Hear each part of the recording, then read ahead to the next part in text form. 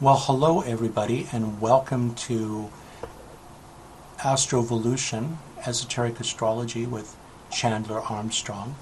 And this is my very first video here on YouTube, and it's a real incredible subject that I actually get to do for my first one, which is two things that are coming up, both which everybody's talking about in astrology. One is Mercury Retrograde, and there's a lot of myths and a lot of misconceptions about that and what it's really all about. And then the other one that we're talking about is the August 21st eclipse that's occurring. Now this is going to be the first eclipse that actually has been visible in a long time in North America. In fact, it's probably going to be the only viewable eclipse that we're going to see in North America in many people's lives. So it's happening and crisscrossing right across from the lower east, northeast of the United States, all the way up through the southwest up in Portland. And if you happen to be along its path, you'll get a full view of the total eclipse, which is a rare opportunity. It's also a very profound astrological phenomenon as well. So we're going to talk about both of these, and as it would happen, the eclipse and the Mercury retrograde are very closely tied together because the eclipse actually falls within that area of the Mercury retrograde as well. And it also shows some really interesting features that we're going to go over. So first of all, let's talk about the Mercury retrograde. So a lot of you have been probably heard of Mercury retrograde. There's a lot of myths around it, and there's a lot of people that have spoken about it in the past. But in esoteric astrology, we look at everything as an opportunity for the unfoldment of the soul and the realization of everybody that is involved. So we look at retrogrades as, rather than some sort of dark period or scary period, as an opportunity. So if you give me a moment here, I actually had some pictures I'm hoping to be able to bring up. We'll see how that goes. So if you look me up on Facebook as Chandler Armstrong Astrologer, I have an astrology page, and I'll post the path of the eclipse for you. And then I'll also have the retrograde Mercury charts as well, so you can follow along with this later on. So, as I was saying, Mercury goes retrograde on August 12th, 2017, which, depending on how it lines up with your planets, can be a real productive period of introspection. Typically, Mercury is what I call the re-period of when it goes retrograde. And I call it this because it's often a time when you rethink, redo, retreat, replan, relaunch, regroup. So hence the re-period. And it's on a more esoteric way, it really connects to that period of turning inward. And the insights that you gain by turning inward are often about replanning and finding a better course of action or some improved version of what you are bringing into the outer world later on. So it's that whole shift between the inner and the outer. So if you're a person that always needs to exteriorize and experience things in the outer world and make things happen in the outer world during the retrograde period, that's when you experience frustration. Because if you're ignoring the inner and the process of going inward to find your own authenticity that you are here to express in the world, and use this period productively to get in touch with that, you're going to find difficulties because you're trying to do something in the outer world that needs to be done in the inner world. So that's where it gets the reputation of creating all the trouble that Mercury retrograde is so infamously known for. So technology is breaking down, things not going forward, communications getting garbled, lost documents, miscommunications, and all the strife and stuff that it brings into your outer world when you're trying to force the expression in the outer world when it's really an inward soul level that's actually being expressed. So the other thing about Mercury retrograde I want to talk about is this particular one. And as I hinted earlier, it's connected with the eclipse, but it's also connected with some really amazing other points in the chart as well. So the first one that it's connected with is actually a couple of planets. It forms what's known as a grand fire trine. And it's forming this with two other points. So you have basically the eclipse point where the sun, moon, and eclipse north node comes together, or that eclipse axis, we'll get into that a little bit later. But it also is a point where it goes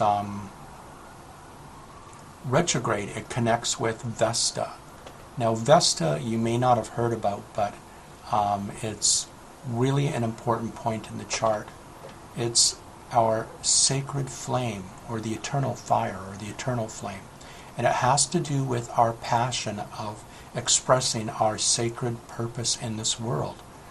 And all of us really do have this sacred purpose, and that's to express the highest level of divinity through us and our authenticity through us. So that Vesta point, again, is part of this grand fire trine in fire signs with Mercury retrograde. And also the other one is Pallas Athena, or Pallas, the warrior of wisdom. So this has to do with basically doing battle to express your truth in the world. And then the third point is the great phoenix energy, the transformer Pluto. So the three of these, I think, are going to bring about a time for a lot of people when it touches their chart of re-examining their passion, their purpose, and preparing to do battle to bring them into full manifestation in the world. So, as I said, not to sell it short, that's just one of the real major things that are happening with this retrograde. Then on top of that, as it happens, we also see that a really rare occurrence where Mercury actually moves from an earth sign, which it starts in when it goes retrograde in August 12th. It starts in Virgo at about 11-12 degrees, and it moves all the way backwards into the preceding sign Leo at 28 degrees. And we'll talk about the connection to the eclipse there, because when it does that, it's crossing that eclipse point several times. It actually crosses it just during the eclipse as well. It's within orb, or within realm. So when it crosses to its furthest regression into Leo, it actually forms that fire, but then after that it moves forward, and it also has another trine in earth signs. So grand trine, and those planets are the north node, which is history in the making. The birth, and I'll talk about that because the north node is very connected to the eclipse. It also not only is history in the making, but it's bringing about and birthing new forms of consciousness in the world. And it's one of the points in astrology that's almost always connected. In an individual chart, it's often when some sort of you meet destiny in some way.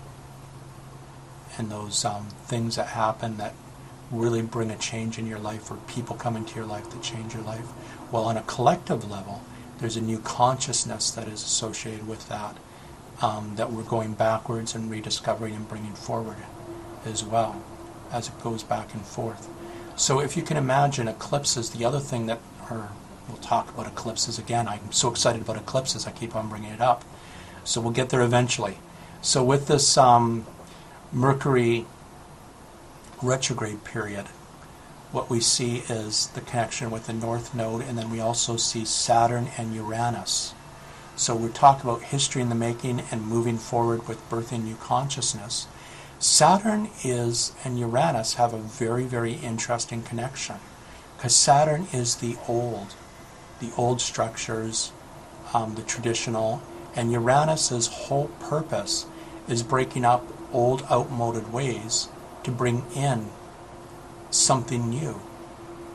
So in earth signs we see the birthing of something new as well. So on a personal level, you may see if you do have any planets in aspect to or directly touching any of these points where Mercury is going retrograde. Again, it's 11, well, we'll go backwards, 28 degrees of Leo all the way up to 12 degrees of Virgo. You're going to start seeing that it's touching off things in your life, and it not only hits once, but it goes forward once, it hits these planets, if you have any planets there or aspects of planets in your chart. Then it goes backwards, hits it again, brings it back into review, and refines and energizes it further. And then it moves forward, covering that same path in what we call the shadow, once again, moving forward until the point you reach is actually the point where it originally went retrograde. And then from that forward, it resumes on its forward motion. So that's the astrology part. Dates on those. Mercury first started traveling through that 28 degrees Leo to 11 degrees Virgo on July 24th. And it moves through all the way up to 11 degrees until it turns retrograde on August 12th, which is when the retrograde appears. So we're going over the same things over backwards from all the way until September 5th, when it actually goes stationary direct. So it goes its furthest regression back into Leo and then starts traveling forward over that same ground again. So you get the effect that there's a lot of energization, or it's energizing all that area of your chart over and over again, bringing a lot of focus to it. So when it hits there, it finally catches up and crosses out of the shadow and is out and clear on September 19th, which is so close to when the eclipse happens as well. So what you want to do is you want to look at the houses and the planets that Mercury touches, either directly or by aspect, and it'll give you a clue on how this might be experienced in your life. And this is something that if you don't know how to do, definitely get a hold of your astrologer and find out, especially if you're finding that you're trying to work out things or replan things or wondering why things aren't going as they are, because it's a real good clue that you're ignoring some inner signals about where you need to go in your life. And you really need to take this inward turn and possibly have someone help you understand what it is that you need to go inward to discover as far as your outward expression in the world. So as promised, now we're getting to the eclipse. So the eclipse actually occurs exactly at that point we talked about in the chart. So in esoteric astrology, it's based on the teachings of Hermes, who is the author of the Emerald Tablets. If you don't know what the Emerald Tablets are, they're talked about in The Secret, and they just took one verse from the Emerald Tablets, which is, what is within is also without, what is without is within. In other words, everything comes from within and is experienced as a projection in our outer world. So everything you think, feel, and express from an inner world and from your inner world ends up being created in your outer world. So it's the whole law of attraction sort of thing. But it further goes to say what is above is also below. And Hermes was also known as the father of astrology because of that very much. What is written in the stars is also worked out on earth, or wrought out on earth. So the next point, or the next verse in the Emerald Tablets, talks about the sun being the father, the moon being the mother, and the earth being the womb. Where that comes together in astrology is in the eclipse point. That's the point where all of those become, and the sun and the moon connect and in union with the earth. And I truly believe that is a really important point, not only looking at what's happening in the world, but the point of the eclipse before birth is the actual first part of the incarnation of the soul on earth before you're born. So we always look at that. I always look at that in a chart to get an idea of what form, what consciousness is being bore out through the person that chooses to incarnate. So we also incarnate collectively, and we're all bringing about by our collective incarnation and how much we're willing to open up to and express the consciousness of the divine energy that's flowing through us all, a collective reality and changing forms on earth. So the eclipse is very much involved in that collectively as well. So what's really, really interesting about this is this whole movement of rethinking, reworking, and looking at redoing from the past with this eclipse. Now, when you think of eclipses, one of the things you've got to remember is they have what I like to call an expiry date, good and tell. So with a new moon, the effects of a new moon astrologically last a full month. So month actually does come from the Latin root of moon. So we used to call them the various moons, which is the old lunar calendar. And we just translate that over to our current calendar and called them months. But each period is related to a moon event, a full lunar cycle. So an eclipse is different. When this comes together and the eclipse point of the north node and or the nodes and the moon and the sun come together, we actually see the effect as a full year. In fact, you can often find that you start feeling the effects of an eclipse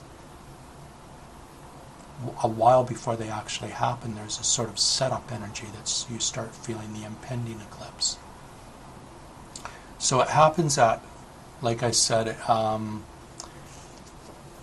it happens right in the same area that the, and I'm just going from my iPad and bringing up the actual chart, but it happens right in the same area, and it's going to affect different people in different worlds. Because the eclipse point goes right over North America, it's going to affect North America very powerfully. In fact, in traditional astrology, we see that as the line of the dragon, because the north node is the head of the dragon, the south node is the tail of the dragon. And we're talking dragon not in the sense of feng shui, of good energy flowing through, although it is, and at some point I'll probably discuss the nodes and the connection to dragons a little more. But it's really where it totally brings change and moving forward to the earth and moves things forwards. And you really, great energy if you move with the change, but if you resist it, it's that fiery dragon that will burn down all your castles.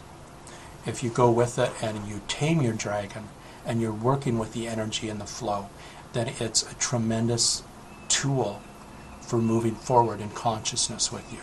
So it's akin to the tower card if you're doing astrology. I'm just looking up the eclipse so I can take one more look at it here. And I've got it up. So, as I was saying, it happens exactly at that 28 degrees that we talked about.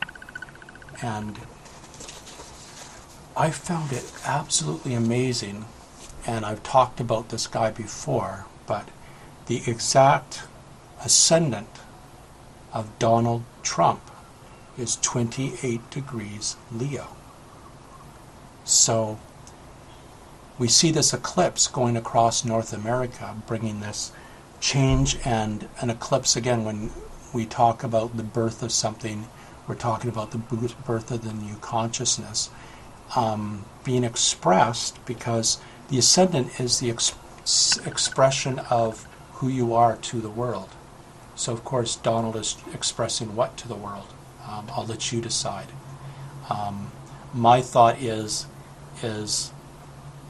he right now is the representation of much of North America. He is the president, so he's representing the consciousness of a lot of North America.